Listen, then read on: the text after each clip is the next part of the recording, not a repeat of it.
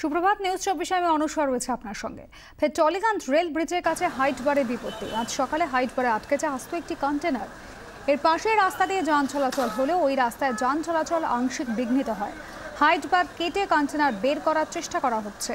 সেই ছবি দেখতে পাচ্ছেন এক্সক্লুসিভলি। এই মুহূর্তে হাইট বার কেটে কন্টেনার বার করার চেষ্টা করা হচ্ছে। এটাই প্রথমবার নয়, এর আগেও দুবার এই ধরনের ঘটনা ঘটেছিল, যার ফলে যান চলাচল বিঘ্নিত হয়েছিল এই রাস্তাতেই। টলিগঞ্জের কাছে ঘটনা, রেল ব্রিজের কাছে হাইট বারে বিপত্তি। হাইট বারে আটকে যায় আস্ত একটি কন্টেনার। সেই হাইট বার থাকার জেরে কন্টেনার বের করতে সমস্যা হয়। সরাসরি ছিল ঘটনাস্থলে আমাদের প্রতিনিধি মৌমিতা চক্রবর্তী রয়েছেন আমার সঙ্গে। মৌমিতা, হাইট বারে যেভাবে কন্টেনার আটকে গেছে, কিভাবে বের করা সম্ভব হতে পারে? এই আমরা জানি হাইট বারটা কন্টেনার কেটে বের করার চেষ্টা করা হচ্ছে, কতদূর কাজ এখন? অনুসোয়া, কিছুক্ষণ আগে আমরা কিন্তু দেখালাম যে ইতিমধ্যেই যে কন্টেনার, সেই কন্টেনার কিন্তু বার করা সম্ভব হয়েছে। কুনাল আমাদের সঙ্গে ছিল, তখনই কিন্তু আমরা দেখিয়েছি যে ইতিমধ্যেই যে রাস্তা, সেই রাস্তা কিন্তু খালি করে দেওয়া হয়েছে এবং যে জায়গায় হাইট বারের যে জায়গায় কিন্তু আটকে গিয়েছিল কন্টেনার, সেখান থেকে কিন্তু কন্টেনার বের করে দেওয়া সম্ভব হয়েছে। এবং তোমাকে আরেকবার দেখাবো যে জায়গাটা, এটা হাইট বারটা কিন্তু যেহেতু রেলের আওতাধীন, প্রিলিমিনারিভাবে চেষ্টা করা হয়েছে সেখান থেকে গ্যাস কাটার দিয়ে কেটে কোনো রকমভাবে নাগাল্যান্ড থেকে আসা এই কন্টেনার, সেই কন্টেনার বার করার চেষ্টা করা হয়। এবং এই এক মাসে পরপর 3বার এই ধরনের ঘটনা ঘটলো।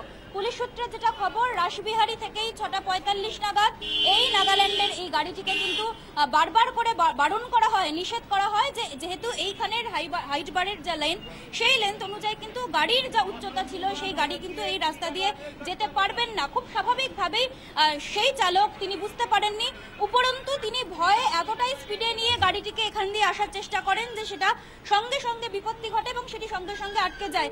যে কাজ ইতিমধ্যেই এখনো পর্যন্ত চলছে, সেখান দিয়ে কিন্তু যেটা জানা যাচ্ছে, আজ এই লাইন দিয়ে কিন্তু ট্রাম চলাচল করা সম্ভব হবে না। যদিও যান চলাচল ইতিমধ্যেই স্বাভাবিক করে দেওয়া হয়েছে, দেখতে পাচ্ছ যে যান চলাচল হচ্ছে এবং যান চলাচল কিন্তু সম্পূর্ণ স্বাভাবিক করে দেওয়া হয়েছে।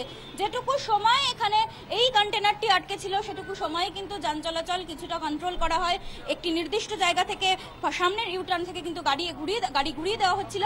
তবে এখন যান চলাচল স্বাভাবিক এবং বারবার এক মাসে 3বার এই ধরনের ঘটনা ঘটায়। খুব স্বাভাবিকভাবেই পুলিশ সূত্রে যেটা খবর, তারা কথা বলবেন আধিকারিকদের সঙ্গে যে এই বিষয়টায়, যেখানে এটার লেন্থ এটা এতটাই এবং যেহেতু এটা রেলের আওতাধীন, কিভাবে এই সমস্যার সমাধান করা সম্ভব হবে।